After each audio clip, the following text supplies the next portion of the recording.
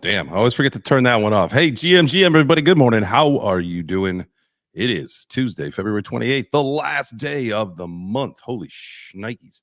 I cannot believe how fast these months are going. We are 2 months in. We are almost through the first quarter of the year of 2023, which is exciting because 2024 is our year. That's the year of the next Bitcoin halving, and that means that should be our next bull run. Super excited to chat with you guys today. All right, we are now up on the Twitter space. Can you guys hear me? Let me get a thumbs up if you can hear me. All right, there we go. Turbo, bring you on up here. Jeb brought you on up. Good morning. Good morning. How we doing, Lady Boss? All right, guys, give me 1 second. Let me make sure that I'm reconnected here through the Bluetooth. This thing is, this is just what we do. This is how we do it in the morning. We got it like a routine now.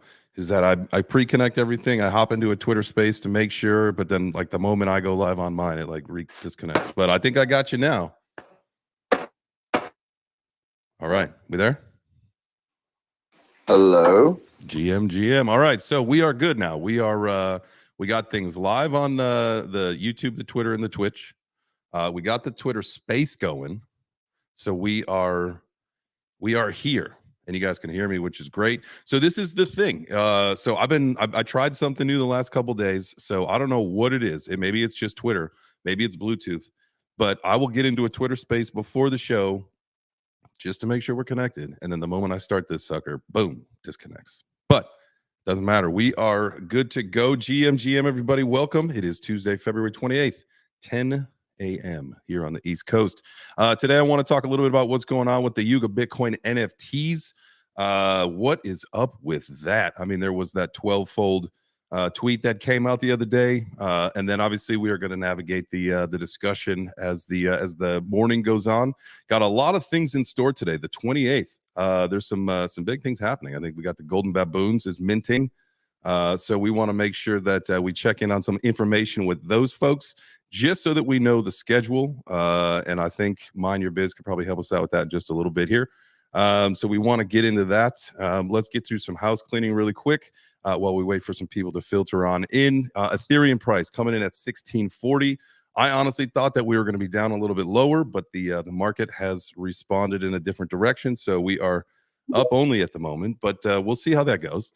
I think we're going to play some chop zones here for the next couple months, as we all, clearly think is going to be the case until we get to the happening next year. NFTgo.io, our sentiment still chilling out, man. We're cooling down to 40 right now. So we had that thing just a skosh over 50 at 51 last week, but as you can see, things have cooled down, but prices have gone up. So maybe people are either taking some profits or who knows. I know that there's that whole OpenSea and Blur shenanigans that's going on with a lot of that. I don't know. I don't even want to get into it. Anyway, let's see.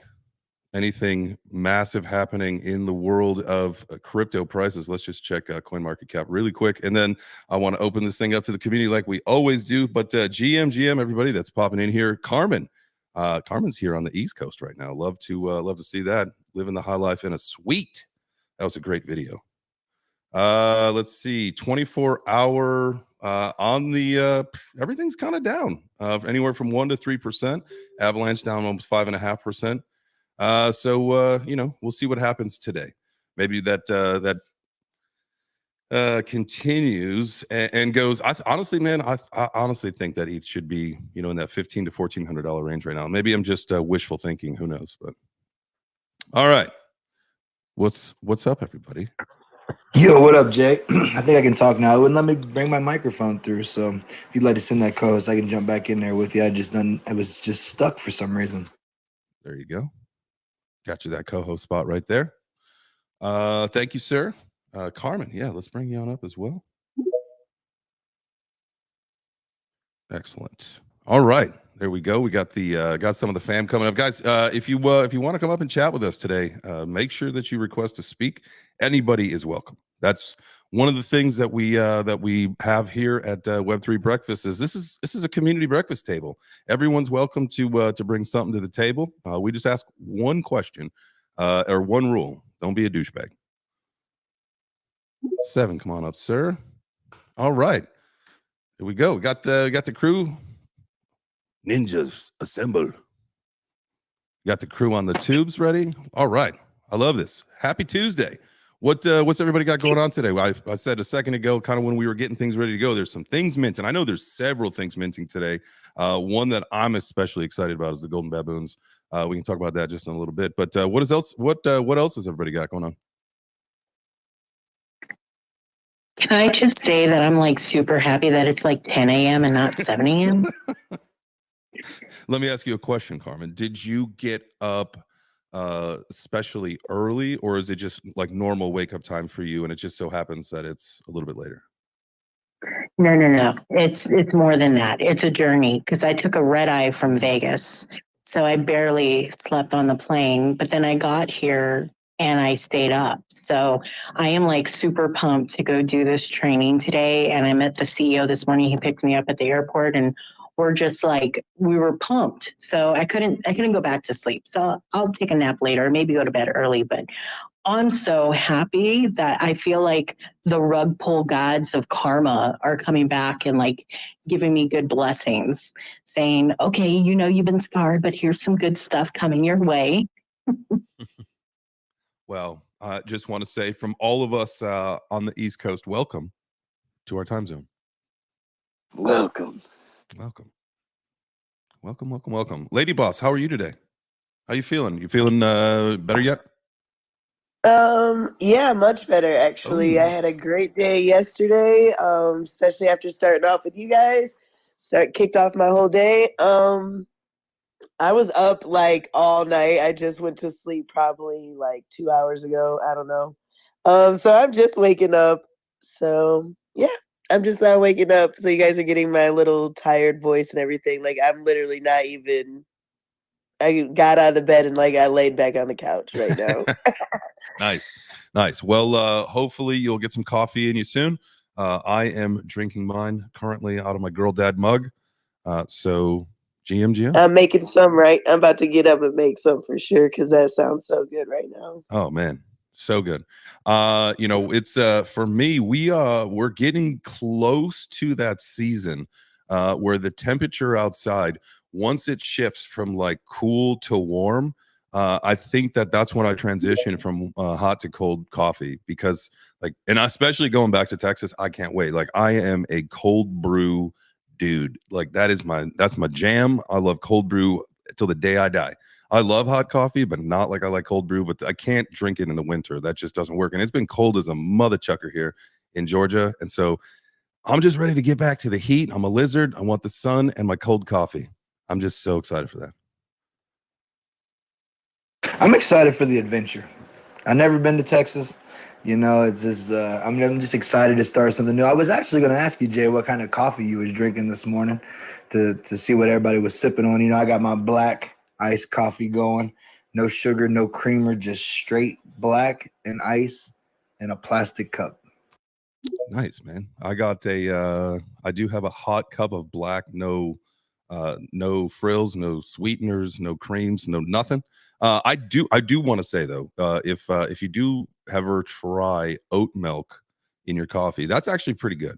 But I'm a black coffee kind of guy. My coffee journey was much like yours. Like the other day, I think, Ardo and you were talking about, I think it's how you drink coffee in the military, where it's got all the grinds and all that stuff, right?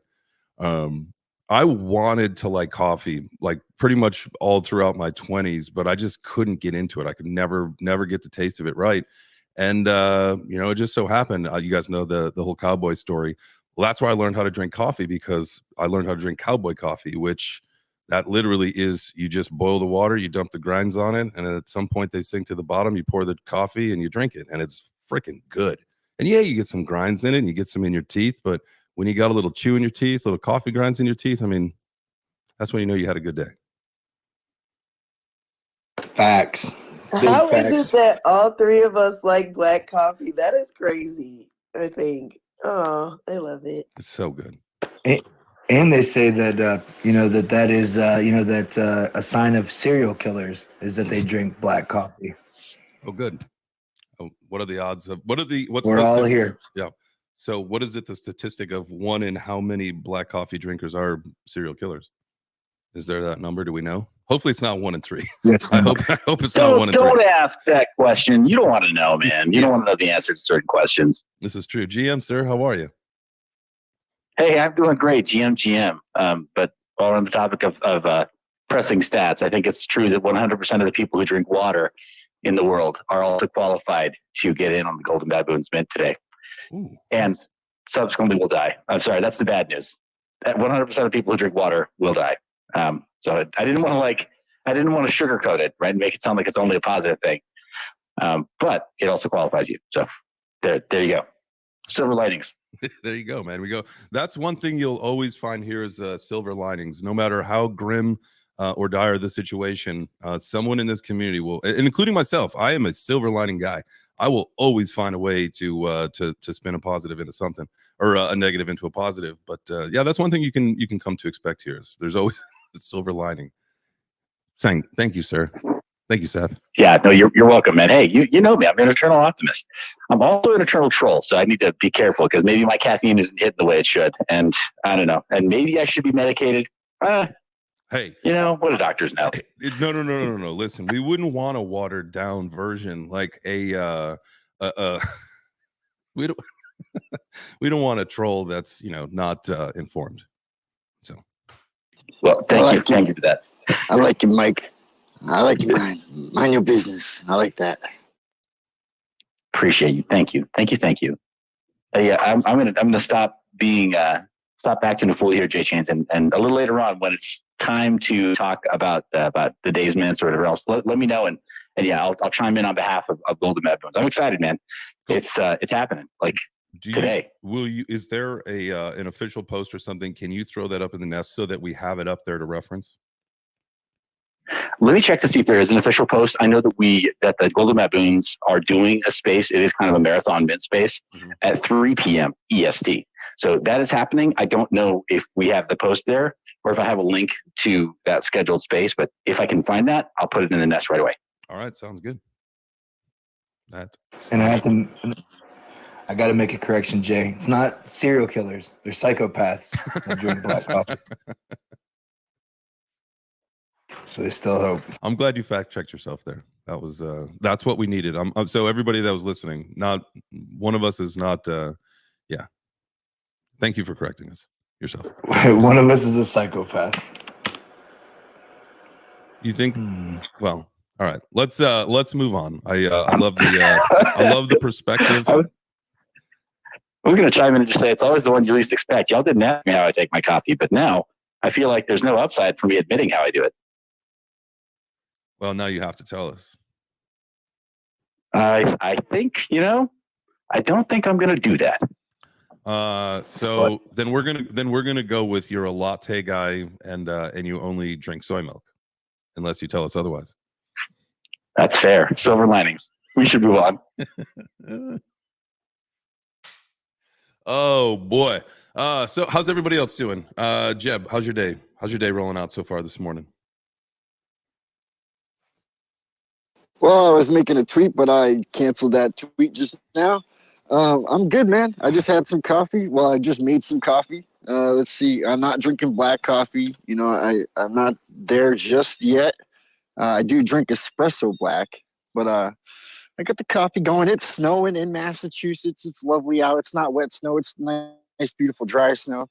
So I'm happy about it. Congratulations to the Golden Baboons. I really like your art. Maybe you'll get raided by a couple koalas in your space later. Just show some support. And no, we're good, man. We're good. We're hyped. I've been on spaces nonstop lately, getting ready for what we got going on. And yeah, man, we're good. We're energized. Hell yeah. Well, I'm sorry to make you X out of that tweet. I do know the frustration of that. That's okay. I think I was like 2 words in, so it's okay. It did. Had I been like all the way through, I probably wouldn't have popped on the mic. But 2 words, I can handle that. Yeah. That's easy to replicate. So. But we're good, Jay. We're good, man. I'm ready for the day, man.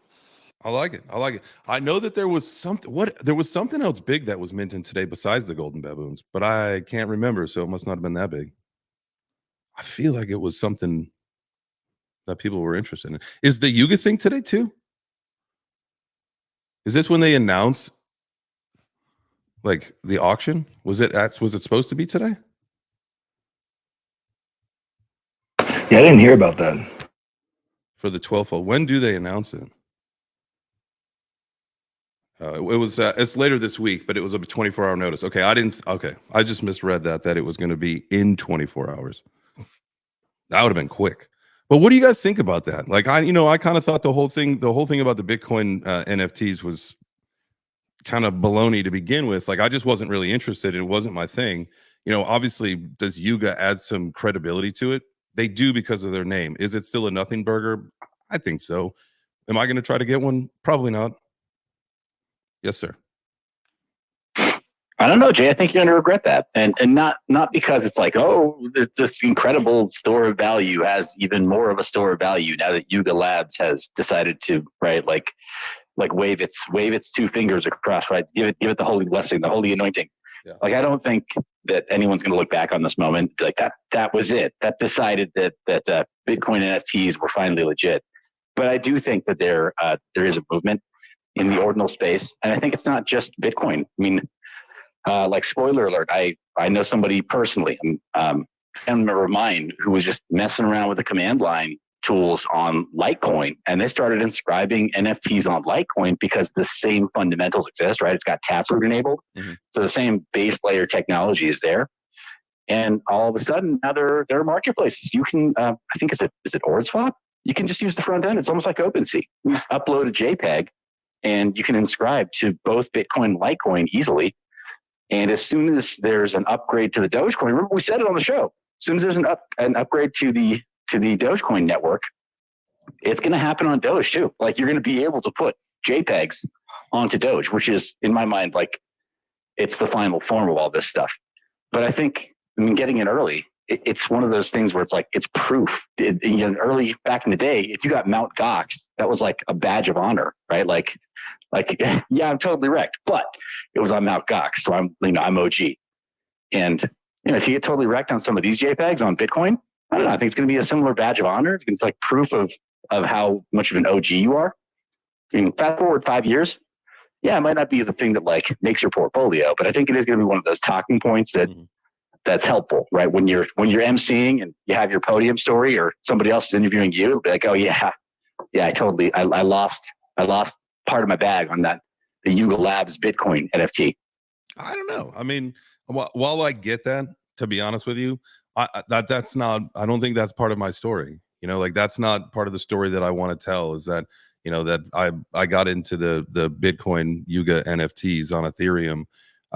You know, it just is what it is. Like, I'd rather save my Ethereum for something that I really want, not something that has the potential to be an absolute waste. And that's just my opinion, right? Like, it'll probably totally surpass everyone's expectations. Is that like a risk that I'm willing to take for a major speculation?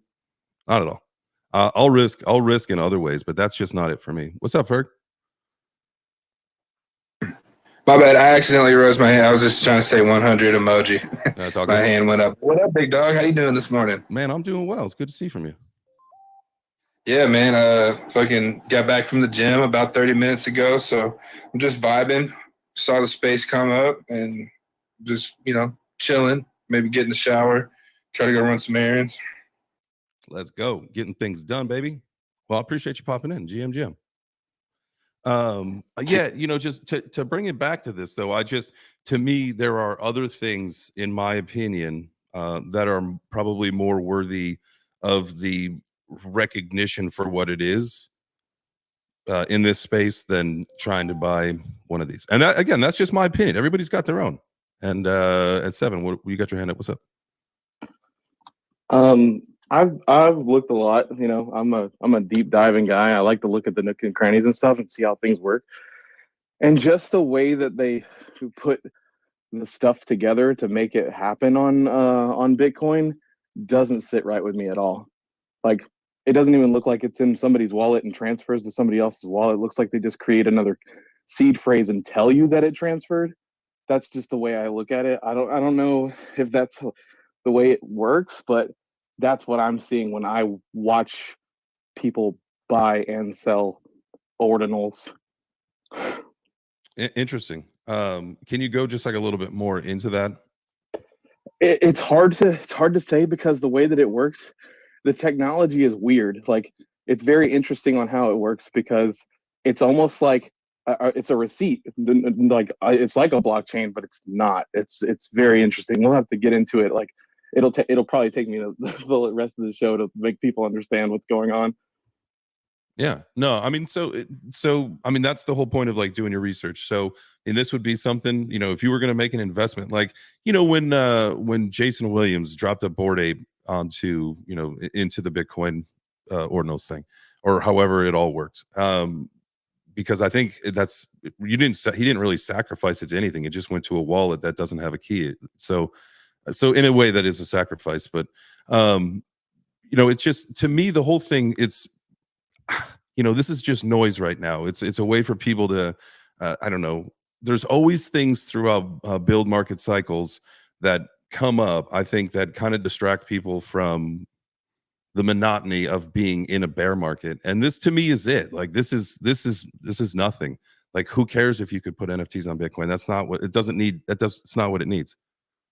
It's like, it's almost like like the last hey, look over here for a second. Like, I that's what it feels like to me, because they know Yuga Labs has pull on Ethereum, and they're like, oh, if they go over there, we're totally gonna have a hit. But I mean, we're smart enough to see what like, just like the pumps that they do in the market. Like, there are people smart enough to spread the information to other people to say, I think this is seriously some kind of malarkey going on. But it's all your own research, though. Like, there are people that are on one side and there are people on the other. Yeah, that's the whole point of the market. And you got to listen. These guys are billionaires. They can afford to do stuff like this, and it does. If they get wrecked, it doesn't fucking matter. If this goes to zero, it doesn't matter for them, right? So you got to take that kind of thing into consideration as like someone who like I couldn't afford to, like, not that I couldn't afford to, but like, if I like did this thing with my mutant and all of a sudden it's fucking gone and then I got nothing from it, it'd be like, well, I really wasn't expecting that to happen. Like, I could have probably used that 20 to 30K. You know what I'm saying? Like it's not something, to me, that's a smart decision for most people. You know, to like, I don't know, to really, it's just a risk aversion thing. And I think everybody's got to have a risk tolerance. Yes, sir. Yes, sir. Oh, so I totally agree, man. I totally agree with like assessing your risk tolerance, and like, do not take risks that that you can't bear. And so when it comes to the security model of ordinals and people trying to figure out like, how do I hold ordinals? Totally agreed. It is more tricky than most people are ready to approach right now. And you heard me say it before, man. I'm going to keep harping on it. There's easily 15 to, I don't know, could be upwards of all the way up to 70% of this room that even though you guys are proper DGens and you have some NFT holdings, there are people in this room who need to hear me say, get your shit on a hardware wallet. A lot of people using hot wallets in this room. So security is an ongoing battle. Yep. On Bitcoin, it's that much more of a struggle, frankly, because the most popular ordinal supporting wallets are hot wallets, right? They're Web3 style plugins for like Chrome extensions. So for most people, it's going to be a little bit more tricky. Like you're opening up a bit more risk surface, a bit more like attack surface than you should have. But I mean, it just bears repeating. There are a lot of people that have their NFTs on Ethereum and on Polygon and on Solana, right? Sadly, that have only been using hot wallets, and like with Slope Wallet, for example, got totally wrecked because of the insecurity of hot wallets, right? And these Web3 style wallets that just run in your browser. That said, I'm gonna set some facts straight here on Bitcoin ordinals and why the tech does matter. So as far as ordinals, we talk like it is a bit of a misnomer when we're talking about NFTs on Bitcoin. Technically, we're supposed to be saying inscriptions. It's kind of a mouthful, right? It's kind of dumb. Like NFTs, easy, right? But the tech that we're using is inscriptions. You're inscribing new data onto the Bitcoin blockchain, and ordinals are just the way that we number every single Satoshi inside of a Bitcoin itself, which might seem weird that it didn't exist before. But we didn't used to be able to number every single Bitcoin inside, or every single Satoshi inside of a Bitcoin. Just like how when I hand you a dollar bill, you don't think about like, okay, well, which one is the 98th penny inside of this dollar bill that you just handed me? It sounds weird, right? It sounds dumb. But for a digital ledger like Bitcoin, it's like, oh, well, maybe that makes sense. Maybe we should know how to do that. Like maybe that'll be useful at some point in the future. So ordinals did bring some new functionality to Bitcoin that wasn't being used the right way before. And now inscriptions are this way of just saying, okay, cool. With that new technology of figuring out which Satoshi goes where inside of each Bitcoin, we can now structure some data inside of this thing. That starts to look an awful lot like a useful database. Now, what can we do with that? Now, sure, we're putting funny JPEGs on it, and Yuga Labs is putting monkey pictures on it, right? But it goes far beyond that. And I mean, just recently, I'm going to toot my own horn a little bit. I chatted with a developer who was working in the space like clear back when Satoshi was still active. And most people don't know Vitalik, before he cut bait on developing in the Bitcoin ecosystem, he was doing this same thing. Like it's like this is way back in the books of blockchain history. But Vitalik was trying to do this same shit. And he just got too much resistance from the developers who were active in the Bitcoin ecosystem at that time that he left. He left that aside, said, scrap it. I'm going to start with an entirely different system. And, that was sort of the genesis story of Ethereum. But where I'm going with all that is just to say that ordinals and inscriptions are actually very important technology because they do allow us to create a bit of structured data that lives on the Bitcoin blockchain. And I don't think anybody disagrees. Bitcoin is the most secure blockchain. So when it comes to like being able to successfully execute some kind of a, outside attack on a blockchain, man, if you can get the security of Bitcoin, it's kind of a gold standard. It's kind of like best in class. So being able to put other stuff on it, DeFi related data. I mean, now imagine you can start putting like limit orders on that in those same spaces where we're inscribing some of this NFT data. Imagine you can start putting some other related smart contract data, which by the way, you can, but most people just don't know that yet. So all we're looking at are the funny pictures. Bro, we've had this conversation as it relates to NFTs on Ethereum, right? Like my story is not changing. Like I'm saying the same thing. It's just, we're talking about a different blockchain and the possibilities still go way beyond putting funny pictures on the chain. And now on Bitcoin, I agree with you. It doesn't have to be this thing that Yuga Labs is offering on Bitcoin. You don't have to get exposure to it, right? Like if you don't feel good about it, just don't do it, right? Like your gut's going to lead you the right way.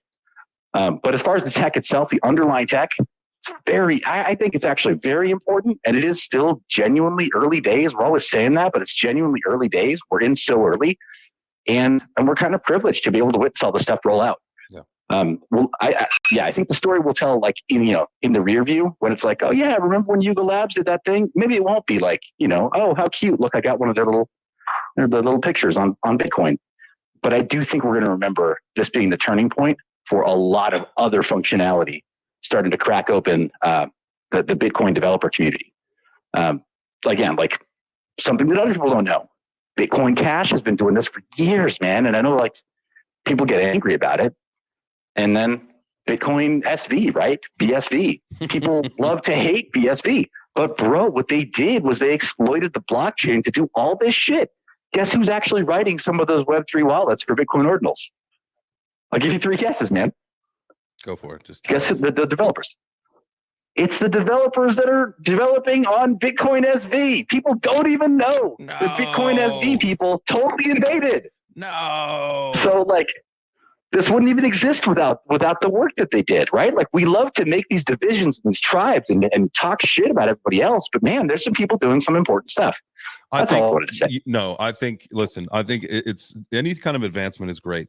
I think the problem is, when you talk about Bitcoin Cash or XV or whatever, BSV or whatever the heck it was, you're talking about, Roger Ver and Craig Wright, like villains in the space, right? Not just because they forked a coin, but because they were shitbags. People don't like them, and that's opinion of not just mine. I think whatever. This is a great time though. Let's we're halfway through the show. Let's do a quick reset.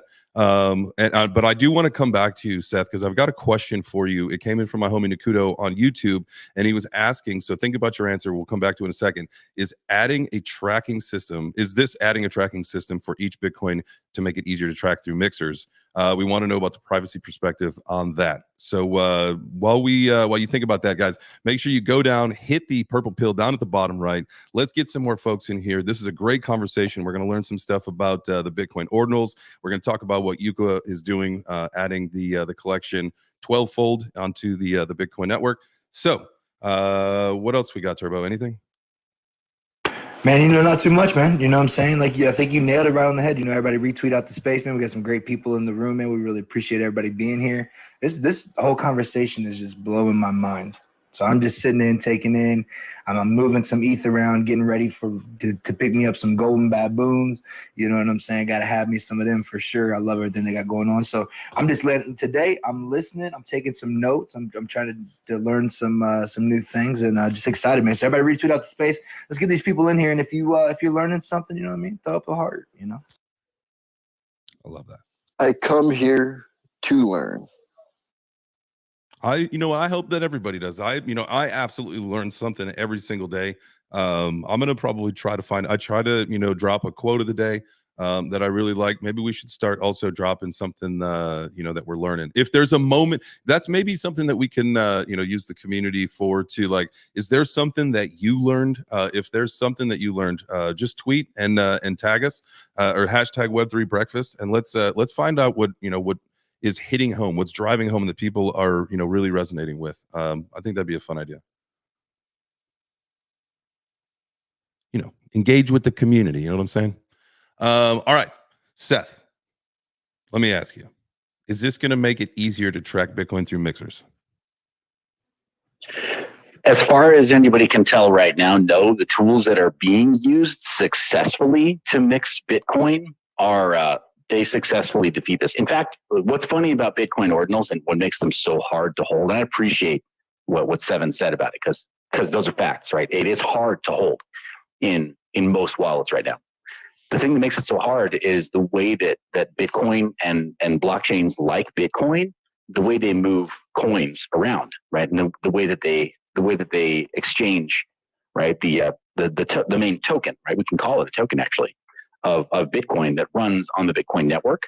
There are these change address wallets. There's the dust address, that hits your Bitcoin wallets because of sending just a regular transaction, and that can actually mess with ordinals and your inscriptions in your ordinals wallet pretty bad if you don't have a special wallet just for holding it. Now, mixers like Samurai Wallet or privacy wallets like Samurai Wallet that successfully make Bitcoin private, absolutely they take your ordinals and they just throw them down the garbage disposal, man. They just like chuck them in the blender with everything else that would go in there and respect none of what you just wrote on the chain.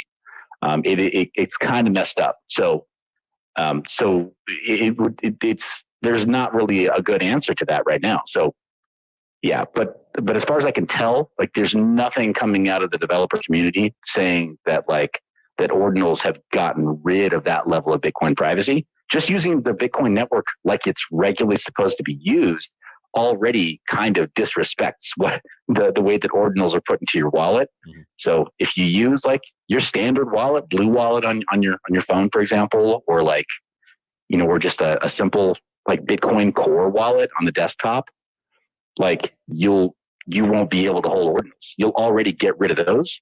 And then moving it towards mixers that actually work, like they're not broken by ordinals at all. Like that still works. Does it? So it's not. So Carrie kind of chimed in on YouTube saying, is it going to be like a serial number for Bitcoin though, or for a Satoshi? Yeah, that's a good way of looking at it. Actually, it's a really good analogy. The way Carrie framed that, right? Of having ordinals be like a serial number, right? That's any other way of putting it. Yeah, you're serializing all of the Satoshis inside of each Bitcoin, and you're putting them in an ordinal position, right? So 1 through 100 million. Sorry, 0 through 99,900,000, etc. So it would start with 0 versus 1. Yeah, man. That's computers are dumb. Way out of my realm of knowledge, man. I'll tell you what. Computers are really dumb. They don't know anything, so they always start at 0. Oh, that's interesting. Really interesting. I we'll see how it goes. But again, what I had said earlier, I will maintain that. I don't think it's going to be something that's part of my story. I just don't need that.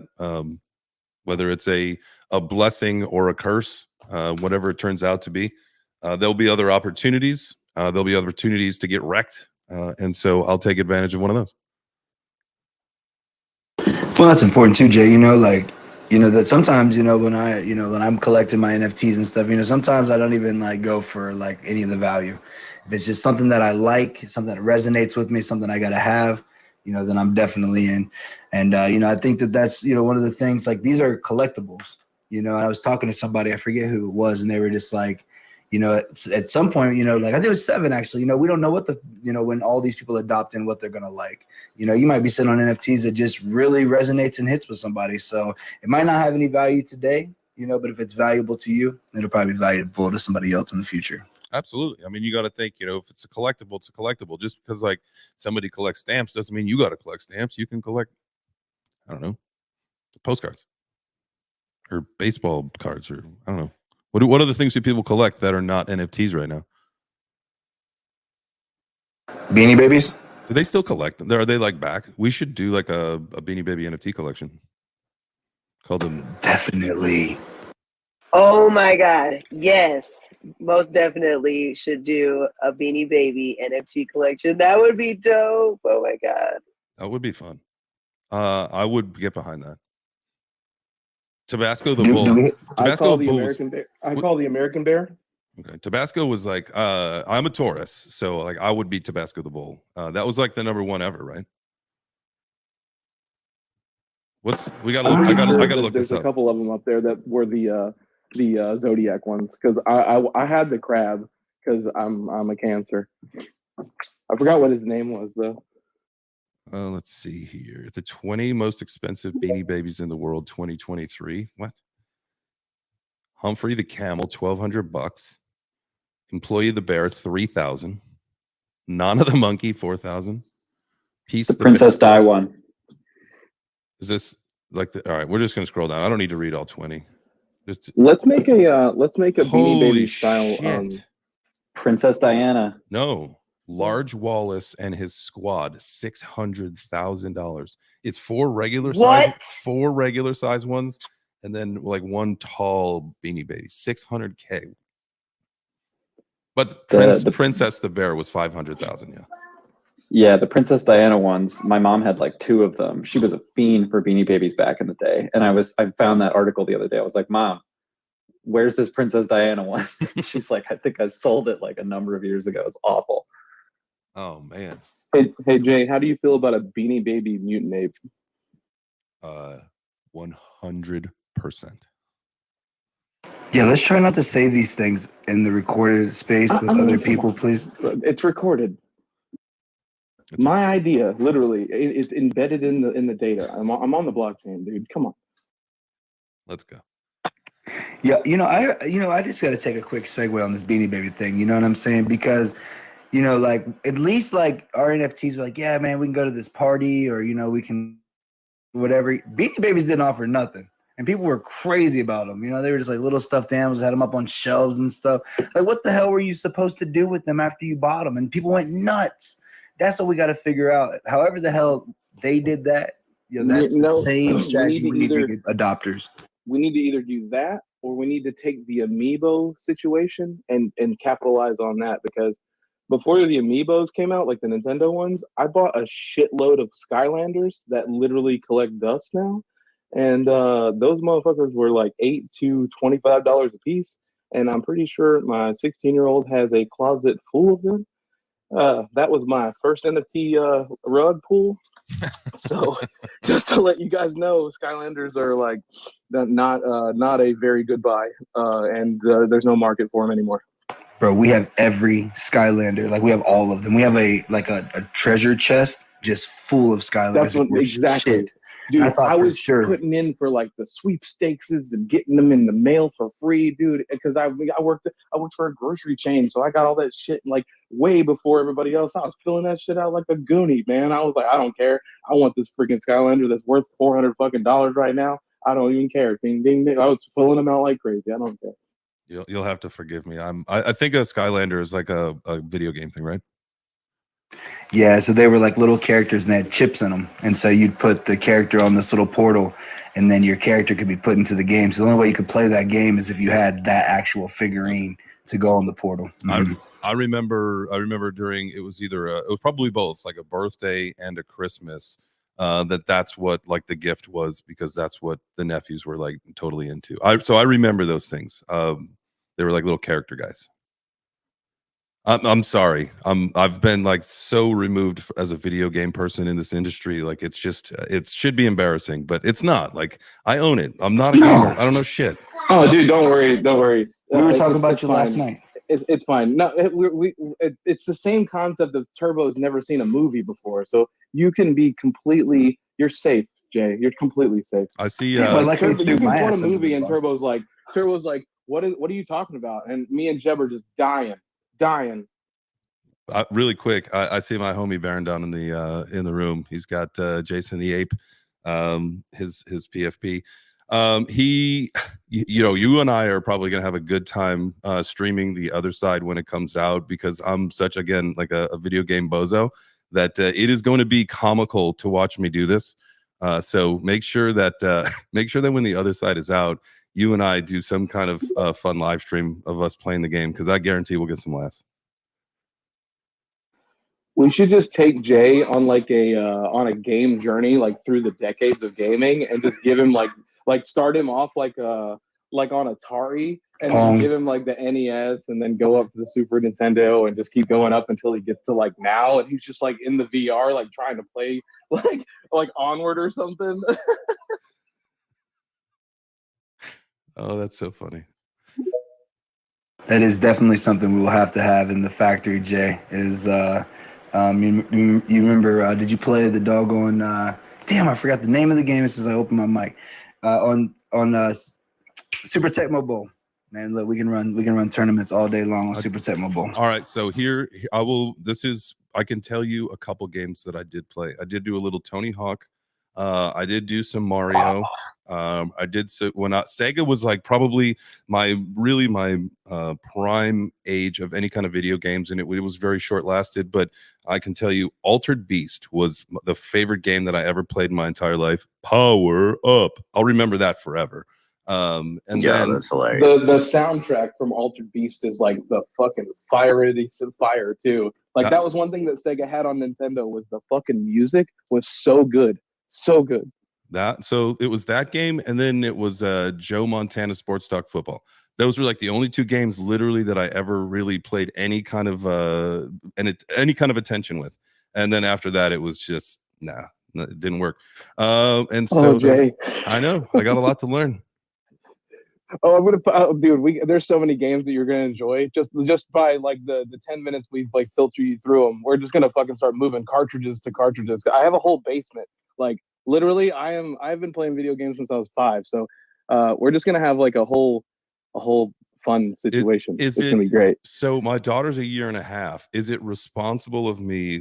I just need to know when it's responsible for me to introduce her to that stuff, because then that could be the journey. Her and I go on that journey together. You know what I'm saying? If I honestly, dude, that's a slippery slope. It's when that's you a want slippery to. slope, dog. Like I, dude, I've been playing for so long that like I had my kid on my chest, and no shit, my 16-year-old does not play video games as much as he should, because I was playing Halo with him on my chest, like all the way up until now. He plays every now and then, but that kid works more than I do. So, and he's like 16.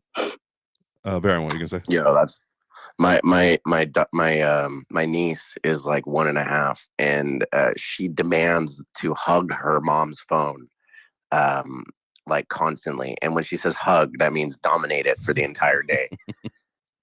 So like I don't know, man. I've met a lot of friends in this space. Like my main following group is 30-year-old dudes who stay at home with their kids, and whoever just said their kid doesn't play as much games, like that is a sentiment that I've heard over and over and over again, is that like the people that hang out in these spaces, we all are probably around the same age, in the, let's say 30 to 40-year range. Let's put it there. When you say the first games, I'm like, yep, Joe Montana, Sega. I grew up on Contra. Like that was my shit. Yeah. Contra was the coolest game ever when I was a child. Jackal, dude. Such good shit.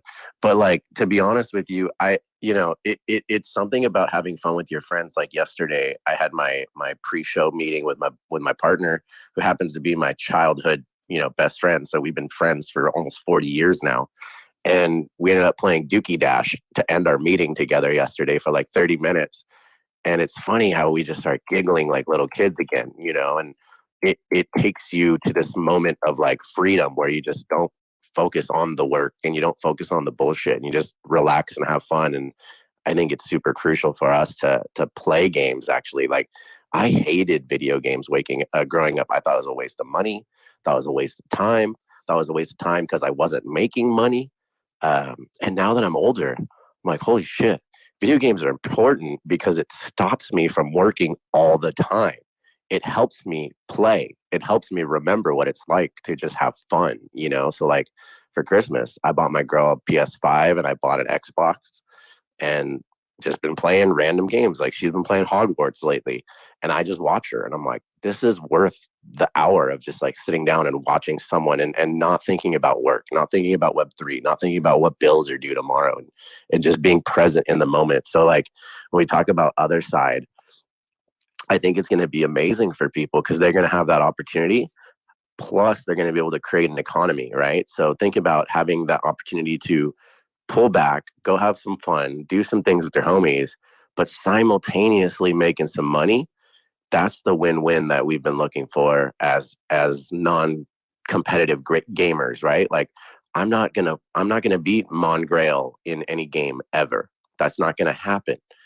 But it's gonna be fun to maybe create a mini game where people come and play on my land, and then we have fun together and make some money. That's kind of what I expect to happen anyways. But it's my random morning thoughts. No, man, I absolutely love it, because that's one of those things where, listen, we all know the writing's on the wall, and we all know if I pay attention to what Yuga's doing.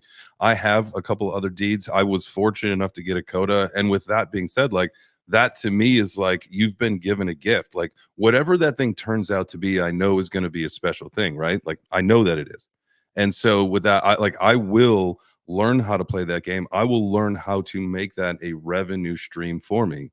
And I think that that's what sets, you know, traditional gaming versus what the other side's going to do apart. And that's Yo, something that I can get you behind. couldn't You have know what said I'm saying? that better. You couldn't have said that better, because I'm gonna be real with you guys, and I haven't said this out loud in a lot of spaces. Like, I've done spaces and done content, and you know this, Jay, since 2016, almost every day. And as a content creator, you go up and down, right? And you're like, I'm a little burnt out right now. I'm not feeling the daily grind the way that I was. It's not as fun as it was. But with other side, it hits different because I'm pot committed. I put in so much money into these deeds. I need that shit to be successful. Right. But also I want it to be successful. So like you said, I got 2 codas. I'm like, all right, these are going to be valuable. I don't know what they're for, but I'll figure it out when the time comes. Mm-hmm. That's it, you know. And yeah, so we should stream with Fully Voxed. That would be so much fun. We play like an hour or so a day here and there. Yeah, I mean, as soon as that thing is up and running, man, which I hope. Do we know? Is it like early next year we should be able to actually see that? So the cool thing that I did a lot of research yesterday on this, and you know, Farouk and Garga were in Paris at NFT Paris, and somebody beautifully clipped up that whole interview, and Garga dropped a lot of alpha at it during it. But towards the end, he said, the end of this year, they're hoping to have other side open as a constant place where people can go and you know, experience it. He didn't say like play in it and be fully the game, but he said like in an open mode where people will be able to go in more often.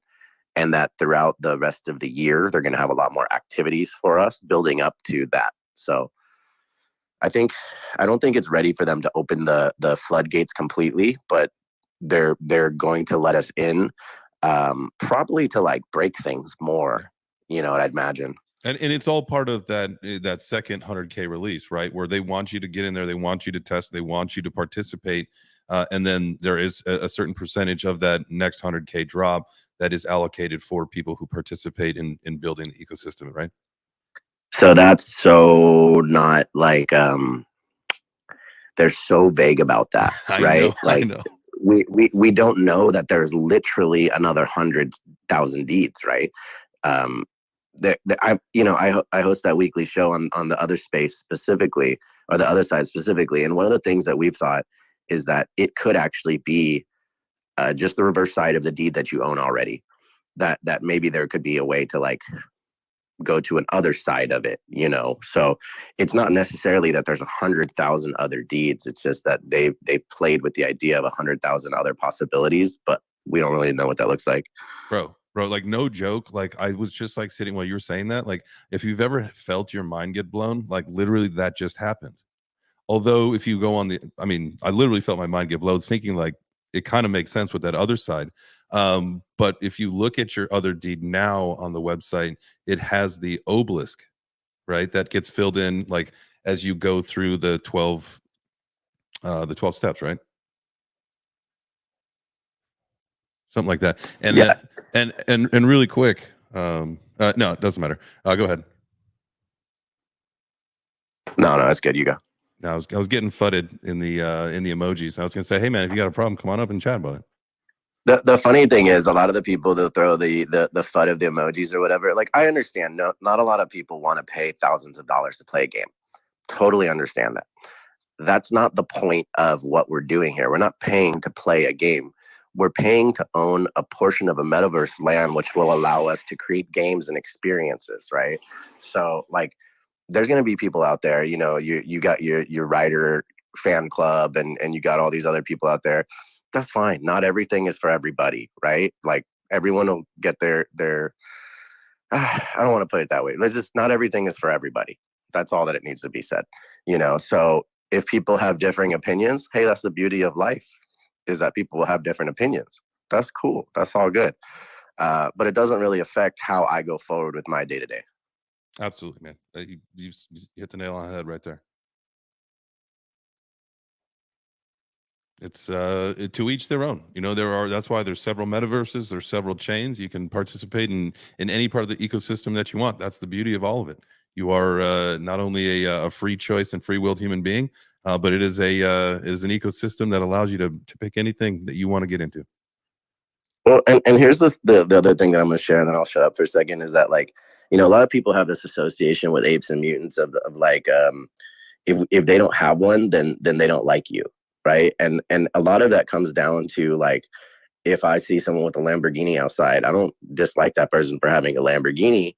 Personally, I become curious, what would I have to do to achieve that if that was my desired outcome, right? So it's kind of funny. There's a lot of people who will be negative and kind of throw that negativity towards you because you hold just a picture, right? An asset. Or there's people who come to you through positivity and they'll ask you questions because they actually have general interest in what you're doing and building. And, you know, like I said earlier, not everything's for everybody. That's okay. But in this space, what's not really a valuable asset is just spewing negativity or putting others down because you don't align with their perspective. Because a lot of this shit is like, it's investing people's money. How can you tell someone what they did with their money is bad? It's not bad for you if they invested in Yuga. It doesn't affect you at all. So that's just my thoughts. I love it. That's going to be our quote of the day. I'm going to get that thing typed and then sent out. Just because, and I'll paraphrase it here, but man, that makes so much sense. Just because, and listen, this is not even just about Web3. This is about so much more. You could probably apply this just about to anything that you think of in the world. Just because you don't align with someone's perspective does not mean that you can put someone down for it. Yes, Seth. Oh, hey, I totally agree with that, man. Those are the facts. A lot of people who just get like tribal and feel like they, just because they have a difference of opinion, they got to go and trash everything else. So appreciate you practicing that, man. It's not just like, it's not a sermon from you.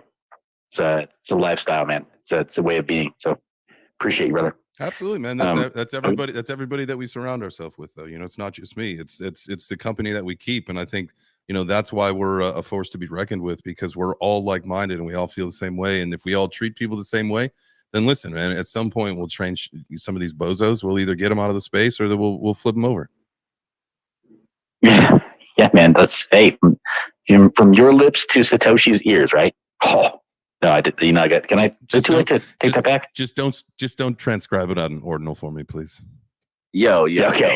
All right. Hold on. Like ordinals, I'm into ordinals, bro. I bought an ordinal already, like on the first week of it, and I'm literally sitting over here wondering how many homies do I need to pull together to be able to buy one of these 300 that's coming out from Yuga? Because I guarantee you, the minimum of that is going to be $50,000 at least. I got 10 on it. That's what I'm saying, dude. Let's create a DAO. You know, we'll get everyone puts down. How many people do we need? We need what? 500 people. Oh, it's just 500 people. Let's just do 5 people. 5 people. 5 people. $5,000. Sure. No, that's only 25. That's not enough. All right. Yo, Jay, the picture that I sent you this morning, we could use that as a part of our DAO, and you get the picture that I sent to you, and it also puts you in the DAO for the ordinal. Interesting. All right, let's talk about this today. This is a real thing, man. Like this could be a nice little, as you make the joke, bro. It's a very real thing. That's what they did with the Constitution. They didn't get it, but I mean, if they could do that for a Constitution, why couldn't we do that for a piece of art? Let's go for it. All right, let's set it up. Let's talk after the show. I'm still getting fudded from our room fudder. Thanks, buddy. You only made me feel like I only got more positive from it. Like we had a great conversation. Just because you don't align with someone's values, don't put someone down. Put that thumb. I know. I was getting thumbs down from them too, and I'm like, what? Like, what is going on? I just feel free to use the block button more often, guys. Here's the thing about positivity and social media is that you are the one who controls your positivity in social media, because there's a lot of people who are going to throw their weight on you. That's just what happens in life, right? But you don't have to allow it. And so I have started to block like crazy. Like one negative word, just block. I don't have time for it. I don't have time for that shit in my life. Like, you only have so much time. You only have so much energy. I don't need someone's negative energy in my space. And it could be just they're having a bad day. It could be that they think it's funny, just, you know, and it's okay. It's okay. Like, if that's what gives them kicks, all good. but it's not appropriate for my time and what I'm doing with my time. I freaking love that. Yeah, and you know what, Baron? You're absolutely right.